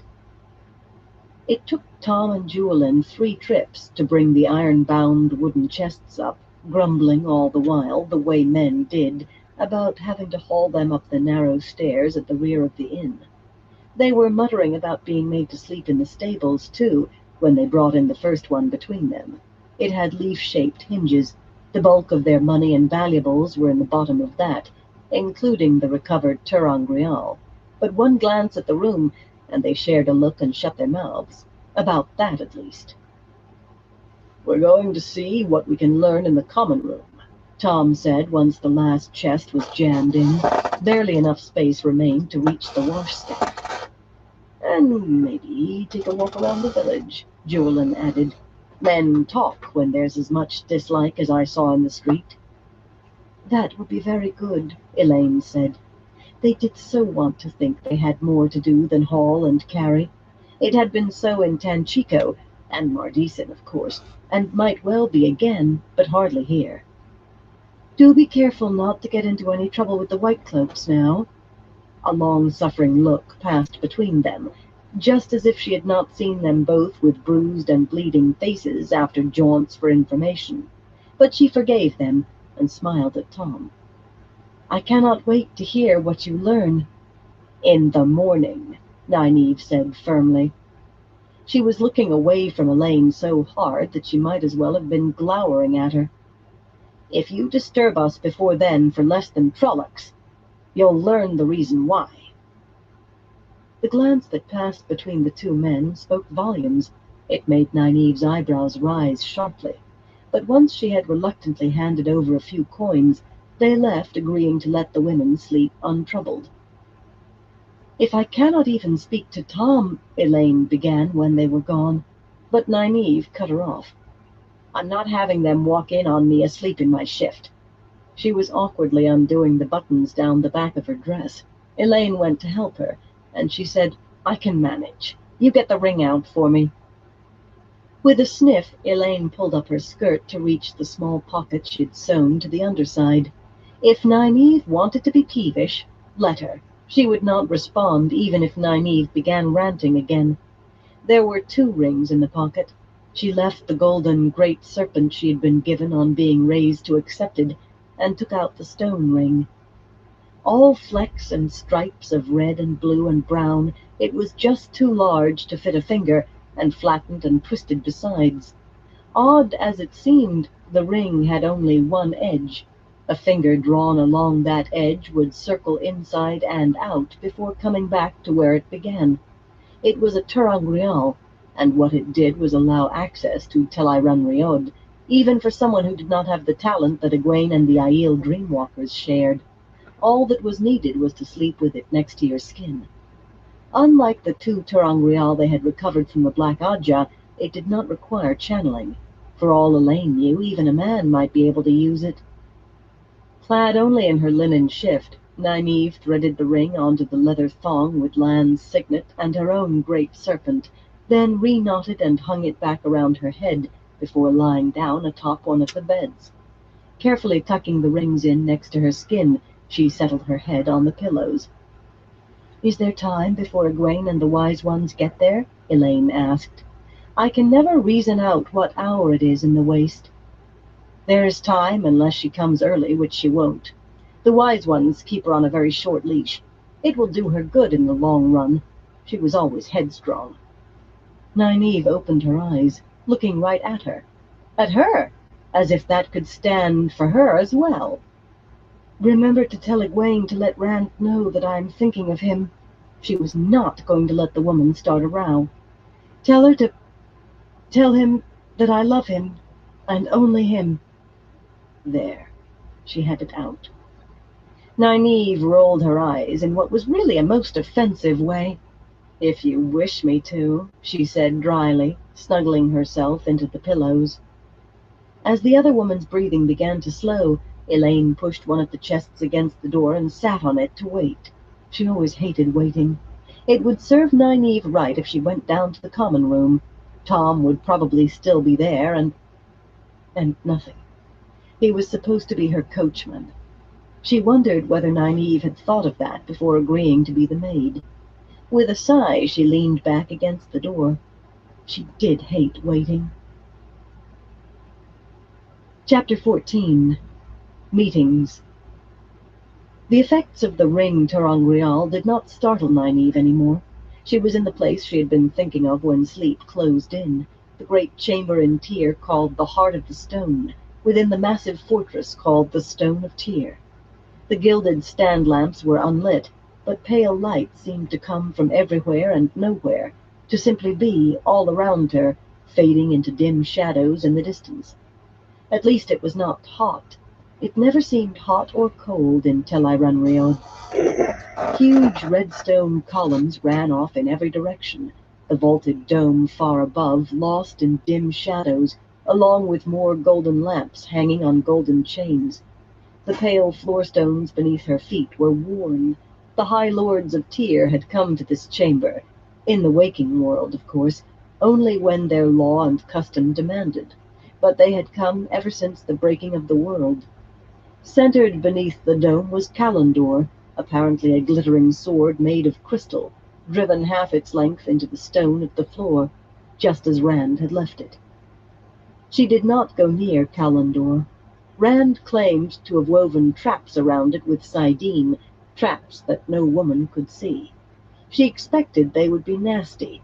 The best of men could be vicious when they tried to be devious, nasty, and just as primed for a woman as for the men who might use that Sa'angreal. He had meant to guard it against those in the tower as much as the Forsaken. Aside from Rand himself, the one who touched Kalendor might die, or worse. That was a fact of Tel Rhiod. What was in the waking world was here too, although the reverse was not always so. The world of dreams, the unseen world, reflected the waking world, if sometimes in odd ways, and perhaps other worlds as well. Varen Sedai had told Egwene that there was a pattern woven of worlds, of the reality here and others, just as the weaving of people's lives made up the pattern of the ages. Tel Rhiod touched them all, yet few could enter except accidentally, for unknowing moments during their own mundane dreams. Dangerous moments for those dreamers, though they never knew it unless they were very unlucky. Another fact of Tel Rhiod was that what happened to the dreamer here happened in the waking world too. To die in the world of dreams was to die in fact. She had the sensation of being watched from the dimnesses between the columns, but it did not trouble her. It was not Mogadine. Imaginary eyes. There are no watchers. I told Elaine to ignore them, and here Mogadine would certainly do more than look. Even so, she wished she were angry enough to channel. Not that she was frightened, of course, only not angry. not frightened at all. The twisted stone ring felt light, as if it were trying to drift up out of her shift, reminding her that she was wearing only that. As soon as she thought of clothing herself, she was in a dress. It was a trick of Tel'aran'rhiod that she liked. In some ways, channeling was unnecessary, for here she could do things that she doubted any Aes Sedai had ever done with the power. It was not the dress she had expected, though, not good stout Two Rivers wool. The high neck, trimmed in Gyra Cruz lace, came right up under her chin, but pale yellow silk draped her in folds that clung revealingly. How many times had she called Tara Bonner gowns like this indecent when she had worn them to blend into Tanchico? It seemed that she had grown more used to them than she knew. Giving her braid a sharp pull for the waywardness of her own mind, she left the dress as it was. The gown might not be as she wanted, but she was no flighty girl to go leaping and squealing over it. A dress is a dress. She would wear it when Egwene arrived, with whichever of the wise ones accompanied her this time, and if any of them said a word, "I did not come early to blather at myself about dresses." "Brigitta?" Silence answered her, and she raised her voice, though it should not have been necessary. In this place this particular woman could hear her own name spoken on the other side of the world.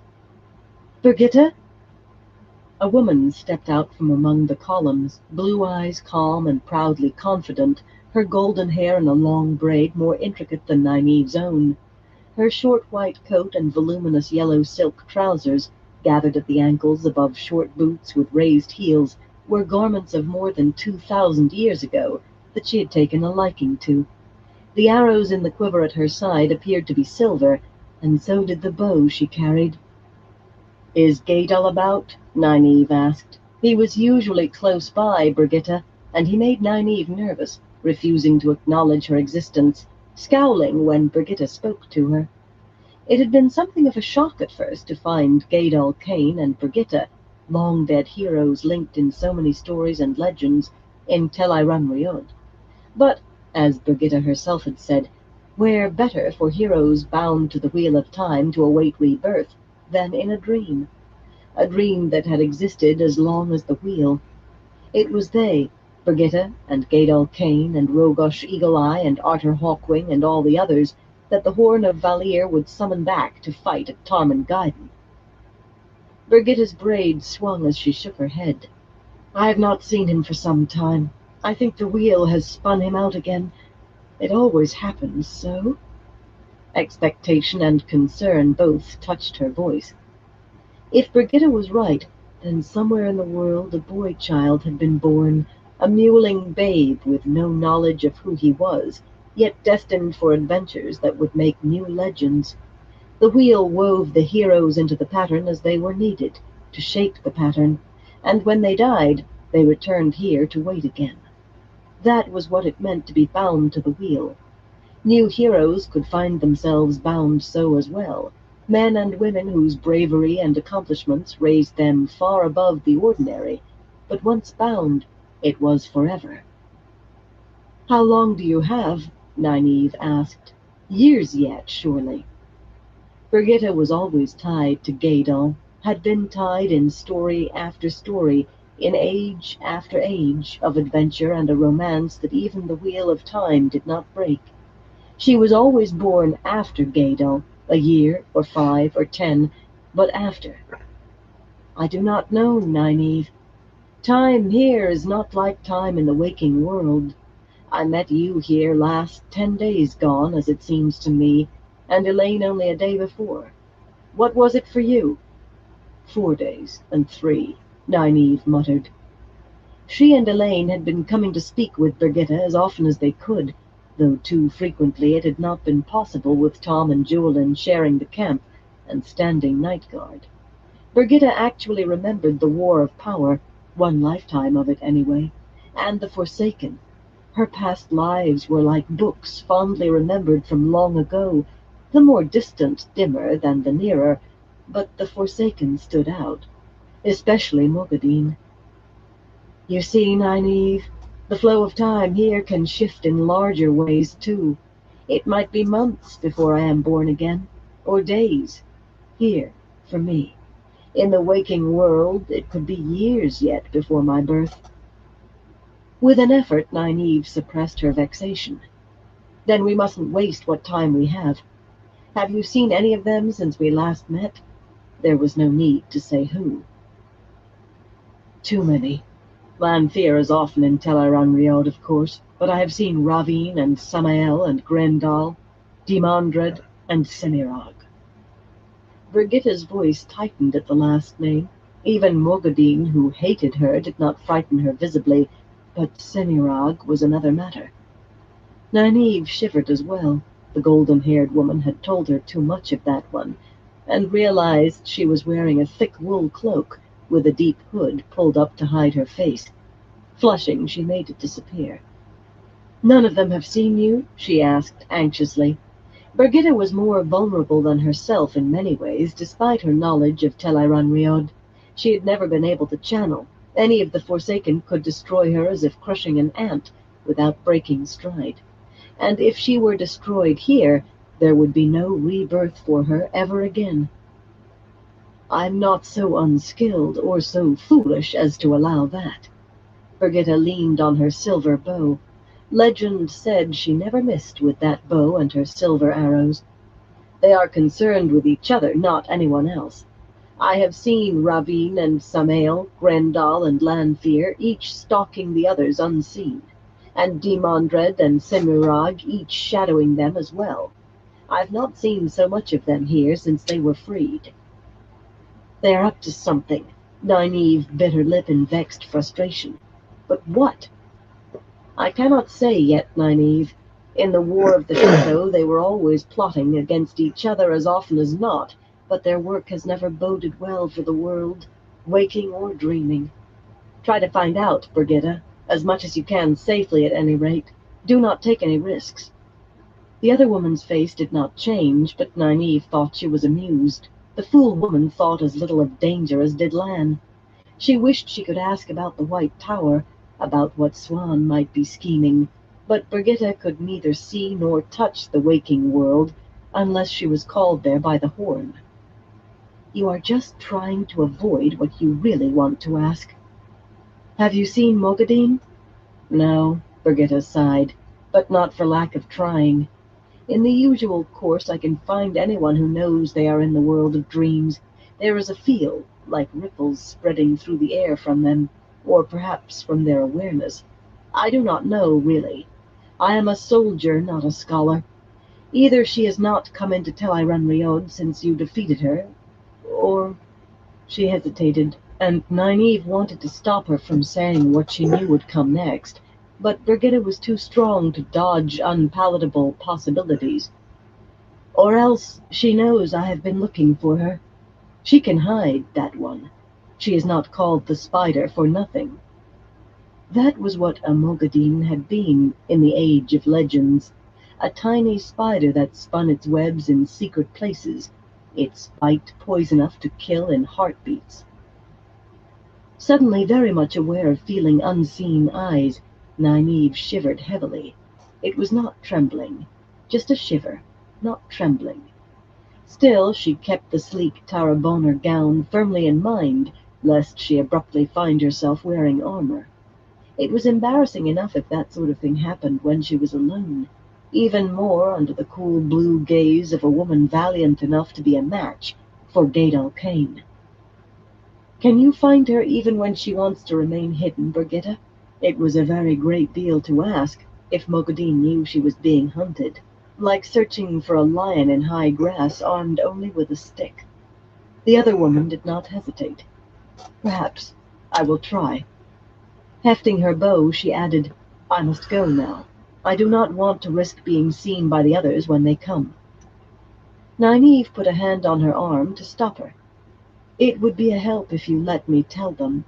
That way I could share what you've told me about the Forsaken with Egwene and the Wise Ones, and they could tell Rand. Brigitta, he needs to know. You promise, Nynaeve. Those bright blue eyes were unyielding as ice. The prescripts say that we must not let anyone know that we reside in Tel Riod. I have broken many by speaking to you, much more by giving aid, because I cannot stand by and watch you battle the shadow. I have fought that battle in more lifetimes than I can remember, but I will keep as many of the prescripts as I can. You must hold to your promise. Of course I will, she said indignantly, unless you release me from it. And I do ask you to... No. And Brigitta was gone. One moment Nynaeve's hand rested on a white coat sleeve, the next on empty air. In her mind she ran through a few curses she had overheard from Tom and Julian, the sort she would have scolded Elaine for listening to, much less using. There was no point calling Brigitta's name again. She probably would not come. Nynaeve only hoped she responded the next time she or Elaine called. "Brigitta! I will keep my promise, Brigitta." She would have heard that. Perhaps by their next meeting she would know something of Mogadine's activities. Nynaeve almost hoped she would not. If she did, it meant that Mogadine really was stalking Tel'aran'rhiod. Fool woman! If you don't lick your snacks, you cannot complain when one bites you. She really did want to meet Elaine's Leamy one day.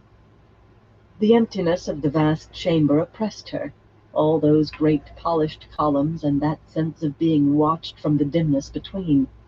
If there really was anybody there, Brigitta would have known.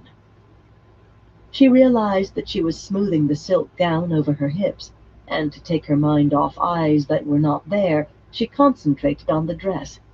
It had been in good Two Rivers woolens that Lan had first seen her, and a simple embroidered dress that she'd been wearing when he professed his love. But she wanted him to see her in gowns like this. It would not be indecent if he was the one seeing her. A tall standing mirror appeared, casting her reflection as she turned this way and that, even peering back over her shoulder. The yellow folds sheathed her closely, suggesting everything they hid. The women's circle in Emmons Field would have hauled her off for a good talking to in private, wisdom or no wisdom. Yet it was quite beautiful. Here, alone, she could admit that she had a bit more than gotten used to wearing something like this in public. You enjoyed it, she scolded herself. You are every bit as much a hussy as Elaine seems to be turning into. But it was beautiful, and maybe not as immodest as she'd always said. Not a neckline cut halfway to her knees like the first of Mayene, for instance. Well, perhaps Barrelane's were not that low, but they were still far deeper than respectability required. She had heard about what Damani women often wore. Even Taraboners called those indecent. With the thought, the yellow silk folds became rippling flows, with a narrow belt of woven gold, and thin. Her face colored. Very thin. Barely opaque at all, in fact. The gowns certainly did more than suggest. If Lan saw her in that, he would not gabble that his love for her was hopeless and that he would not give her widow's weeds for a bridal gift. One glimpse and his blood would catch fire. He would... "What under the light is that you have on, Nynaeve?" Egwene asked in scandalized tones. Nynaeve leaped straight up, spinning, and when she came down facing Egwene and Melaine, it would be Melaine, though none of the wise ones would have been any better. The mirror was gone, and she was wearing a dark woolen Two Rivers dress thick enough for the depths of winter. Mortified at being startled as much as anything else, it was mainly at being startled, she changed the dress instantly, without thinking, flashing back into the gossamer Damani, and just as quickly to the yellow Taraboner folds. Her face flamed. They probably thought her a complete fool, and in front of Melaine at that. The wise one was beautiful, with her long red-gold hair and clear green eyes. Not that she cared a whit how the woman looked, but Melaine had been at her last meeting here with Egwene too, and taunted her about Lan. Nynaeve had lost her temper over it. Egwene claimed they were not taunts, not among Aiel women, but Melaine had complimented Lan's shoulders, and his hands, and his eyes. What right did that green-eyed cat have to look at Lan's shoulders? Not that she had any doubts of his faithfulness, but he was a man, and far away from her, and Mylane was right there, and firmly she put a stop to that line of reasoning. Islan, she thought her face was going to burn off. Can't you control your own tongue, woman? But she would not, could not back away, not with Mylane there. Egwene's bemused smile was bad enough, but Mylane dared to put on a look of understanding. Is he well? She tried for cool composure, but it came out strained. He is well, Egwene said. He worries about whether you are safe. Nynaeve let out a breath she had not realized she was holding. The waste was a dangerous place even without the likes of Couladin and the Shaido, and the man did not know the meaning of caution. He was worried about her safety? Did the fool man think she could not take care of herself? We finally reached Amadisia, she said quickly, hoping to cover herself. A flapping tongue and then sighs. The man has stolen my wits. There was no telling from the others' faces whether she was succeeding. A village called Sienda, east of Amador. White cloaks everywhere, but they don't look at us twice. It is others we have to worry about. In front of Mylane, she had to be careful, to bend the truth a little, in fact, here and there, but she told them of Rhonda Macura and her odd message, and her trying to drug them. Trying, because she could not make herself admit in front of Mylane that the woman had succeeded. Light, what am I doing? I've never lied to Egwene before in my life. The supposed reason, the return of a runaway accepted, certainly could not be mentioned, not in front of one of the wise ones. They thought that she and Elaine were full Aes Sedai, but she had to let Egwene know the truth of that somehow. It might have to do with some plot concerning Andor, but Elaine and you and I have things in common, Egwene, and I think we should be just as careful as Elaine. The girl nodded slowly. She looked stunned, as well she might, but she seemed to understand. A good thing the taste of that tea made me suspicious. Imagine trying to feed fork root to someone who knows herbs as well as I do. Schemes within schemes, Mylane murmured. The Great Serpent is a good sign for you, Aes Sedai, I think. Someday you may swallow yourselves by accident. We have news ourselves, Egwene said. Nynaeve could see no reason for the girl's haste. I'm certainly not going to let the woman bait me into losing my temper, and I certainly wouldn't get angry over her insulting the tower. She took her hand away from her braid. What Egwene had to say put temper right out of her head. Couladin crossing the spine of the world was surely grave, and Rand following scarcely less so. He was pushing hard for the Jangai Pass, marching from first light until after dusk, and Mylane said they would soon reach it. Conditions in Cairhien were harsh enough without a war between Aiel on its territory, and a new Aiel war to come, surely, if he tried to carry out his mad plan. Mad. Not yet, surely. He had to hang on to sanity somehow. How long since I was worrying how to protect him, she thought bitterly. And now I just want him to stay sane to fight the last battle. Not only for that reason, but for that one too. He was what he was. The light burned me. I'm as bad as Swan Sanche or any of them. It was what Egwene had to say about Moiraine that shocked her. She obeys him? She said incredulously. Egwene gave a vigorous nod in that ridiculous Aiel scarf. Last night they had an argument. She's still trying to convince him not to cross the dragon wall, and finally he told her to stand outside until she cooled down. She looked about to swallow her tongue, but she did it. She stayed out in the night for an hour anyway. It is not proper, Mylane said, resettling her shawl firmly. Men have no more business ordering Aes Sedai about than they do wise ones, even the Karakan. They certainly do not, Nynaeve agreed, then had to clamp her mouth shut to keep from gaping at herself. What do I care if he makes her dance to his tune? She has made all of us dance to hers often enough. But it was not proper. I do not want to be Aes Sedai just to learn more about healing. I want to stay who I am. Let him order her about. Still, it was not proper. At least he talks with her now, Egwene said. Before he turned to acid if she came within 10 feet of him. Nynaeve, his head swells bigger every day. Back when I thought you'd follow me as wisdom, Nynaeve told her wryly, I taught you how to take swelling down. Best for him if you do it, even if he has turned into the king bull in the pasture. Maybe most because he is. It seems to me that kings and queens can be fools when they forget what they are and act like who they are, but they're worse when they only remember what they are and forget who. Most could do with someone whose only job is to remind them that they eat and sweat and cry the same as any farmer.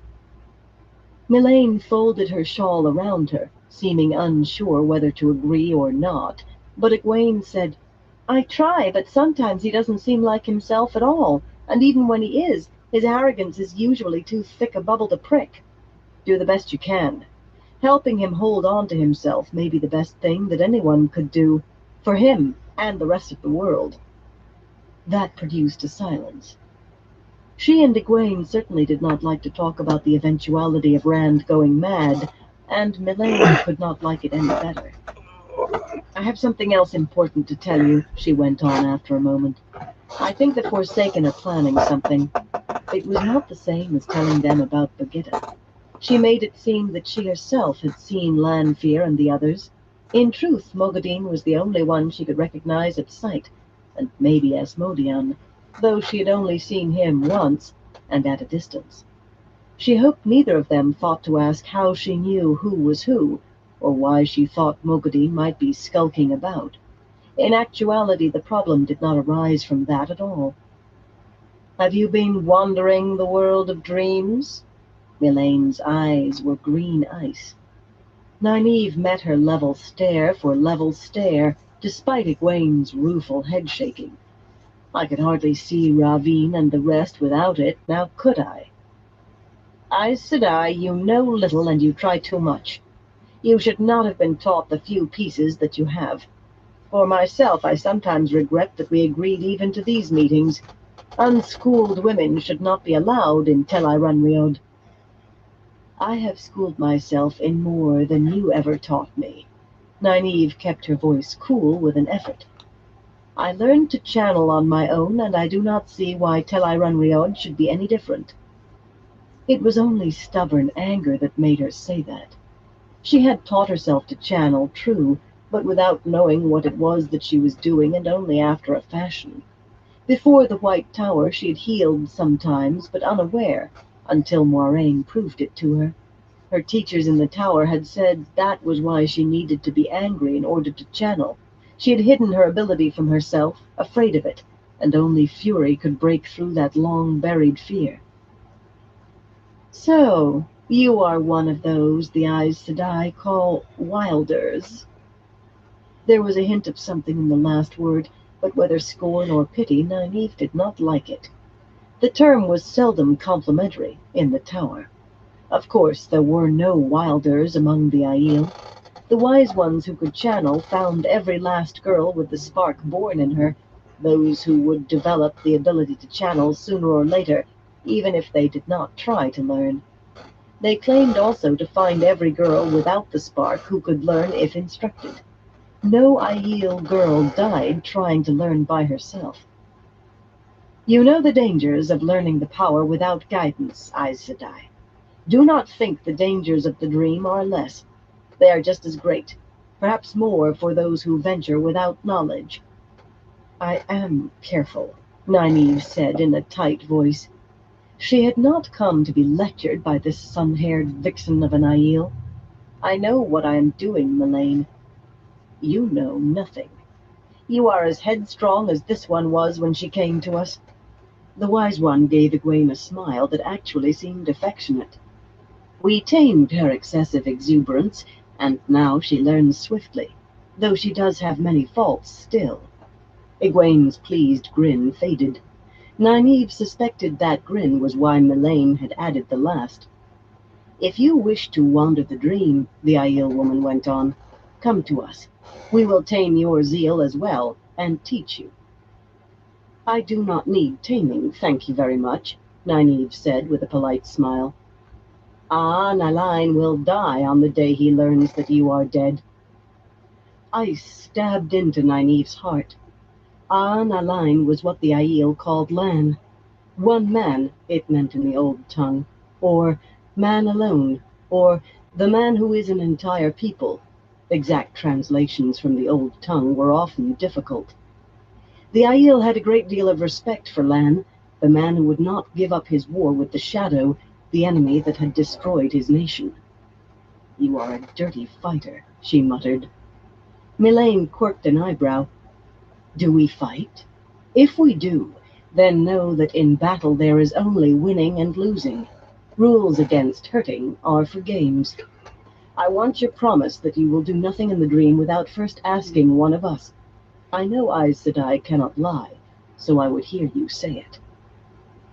Nynaeve gritted her teeth. The words would be easy to say. She did not have to hold to them. She was not bound by the 3 oaths. But it would be admitting that Mylane was right. She did not believe it, and she would not say it. She'll not promise, Mylane, Egwene said finally. When she gets that muley look, she wouldn't come out of the house if you showed her the roof on fire. Nynaeve spared a piece of glare for her. Muley indeed, when all she did was refuse to be pushed about like a rag doll. After a long moment, Mylane sighed. Very well. But it would be well to remember, Aes Sedai, that you are but a child in Tel Rhiod. Come, Egwene, we must go. An amused wince crossed Egwene's face as the two faded away. Abruptly, Nynaeve realized that her clothes had changed, had been changed. The Wise Ones knew enough of Tel Rhiod to alter things about others as well as themselves. She wore a white blouse and a dark skirt, but unlike those of the women who had just gone, this stopped well short of her knees. Her shoes and stockings were gone, and her hair was divided into 2 braids, one over each ear, woven with yellow ribbons. A rag doll with a carved and painted face sat beside her bare feet. She could hear her teeth grinding. This had happened once before, and she had pried out of Egwene that this was how the Aiel dressed little girls. In a fury, she switched back to the yellow Tarabonner silk. This time it adhered even more closely, and kicked the doll. It sailed away, vanishing in midair. That Mylane probably had her eye on Lan. The Aiel all seemed to think he was some sort of hero. The high neck became a tall lace collar, and the deep, narrow neckline showed her cleavage. If that woman so much as smiled at him, if he... Suddenly she became aware of her fast-sinking, rapidly widening neckline, and hastily brought it back up. Not all the way, but enough that she did not have to blush. The dress had grown so tight that she could not move. She took care of that, too. So she was supposed to ask permission, was she? Go begging the Wise Ones before doing anything? Had she not defeated Mogadin? They had been properly impressed at the time, but they seemed to have forgotten. If she could not use Brigitte to find out what was going on in the tower, perhaps there was a way she could do it herself. Chapter 15. What can be learned in dreams? Carefully, Nynaeve formed an image in her mind of the Amyrlin's study, just as she had envisioned the heart of the stone on going to sleep. Nothing happened, and she frowned. She should have been taken to the White Tower, to the room she had visualized. Trying again, she imagined a room there that she had visited much more often, if more unhappily. The heart of the stone became the study of the Mistress of Novices, a compact, dark-paneled room full of plain, sturdy furnishings that had been used by generations of women who had held that office. When a novice's transgressions were such that extra hours of scrubbing floors or raking paths would not atone, it was here that she was sent. For an accepted to receive that summons took a greater transgression, but still she went, on leaden feet, knowing the outcome would be just as painful, perhaps more so. Nynaeve did not want to look at the room. Shiriam had called her willfully stubborn on her numerous visits, but found herself staring into the mirror on the wall, where novices and accepted had to look at their own weeping faces while listening to Shiriam lecture about obeying the rules, or showing proper respect, or whatever. Obeying others' rules and showing required respect had always tripped up Nynaeve. The faint remnants of gilt on the carved frame said it had been there since the War of the 100 Years, if not the breaking. The Tarabonner dress was beautiful, but anyone who saw her in it would be suspicious. Even Domani women usually dressed circumspectly when they visited the tower, and she could not imagine anybody dreaming of herself in the tower except on her best behavior. Not that she was likely to meet anyone, except perhaps someone who had dreamed herself into Tel Riyadh for a few moments. Before Egwene, there had not been a woman in the tower who could enter the world of dreams unaided since Corianin Nadil, over 400 years ago. On the other hand, among the ter'angreal stolen from the tower that were still in the hands of Liandrin and her confederates, 11 had last been studied by Corianin. The 2 others of Corianin's study, the 2 that she and Elaine had in hand, both gave access to Tel Riyadh. It was best to assume that the rest did too. There was small chance that Liandrin or any of the others would dream themselves back to the tower they had fled, but even that chance was too big to risk when it might mean being waylaid. For that matter, she could not really be sure that the stolen ter'angreal were all that Corianin had investigated. The records were often murky about ter'angreal no one understood, and others could very well be in the hands of Black Sisters, still in the tower.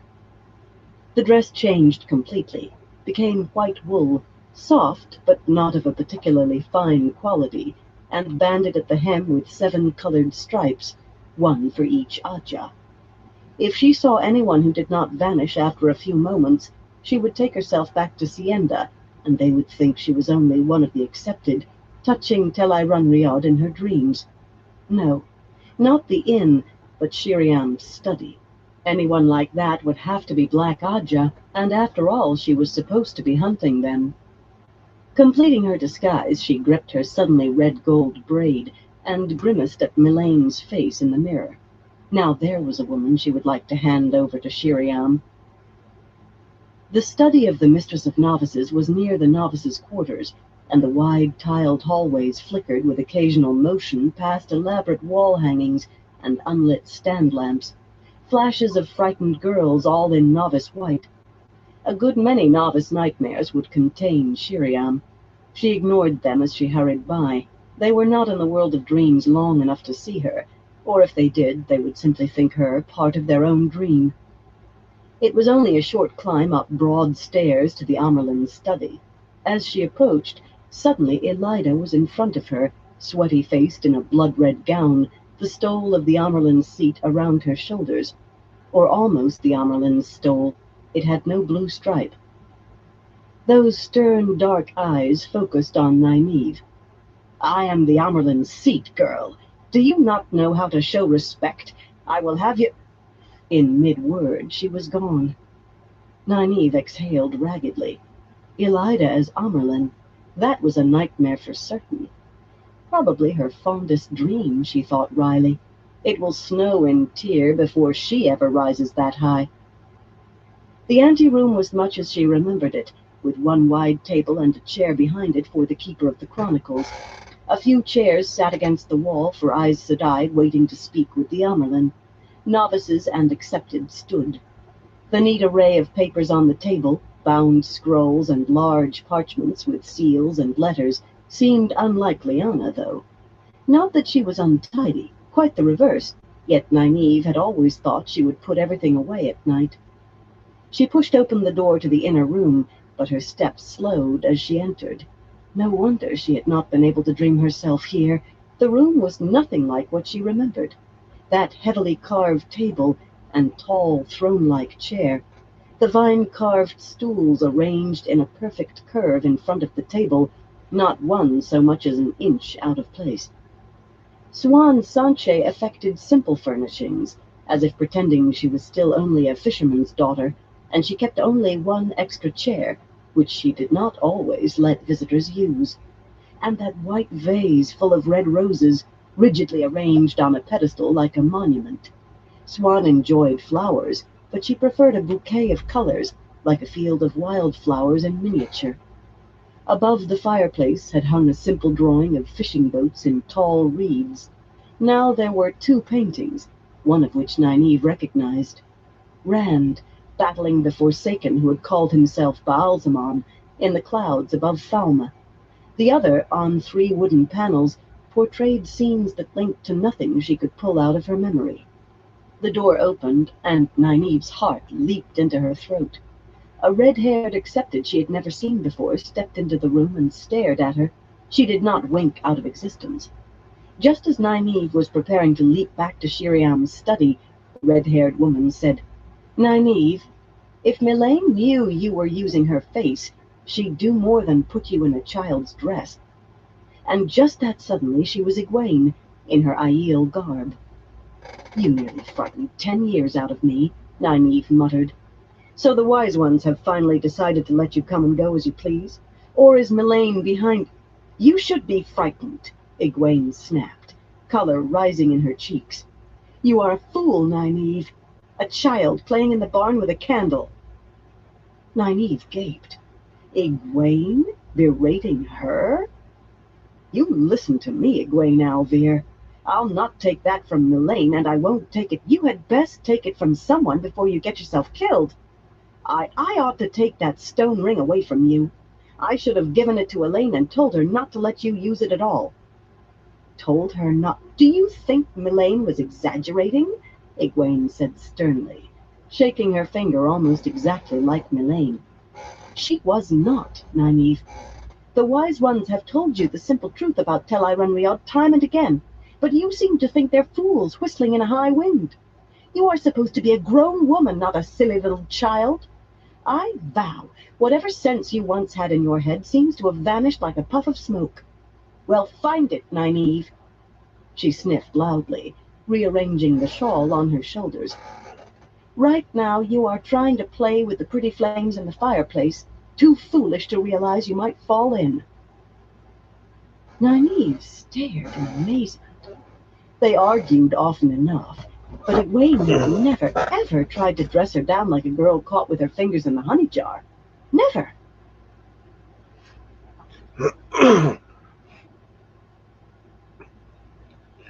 Alright, everyone. I'm going to call into this live for tonight. But I want to thank everyone for stopping by and everyone who continues to stop by. I definitely appreciate all y'all's support. Till next time, everyone. Y'all stay safe.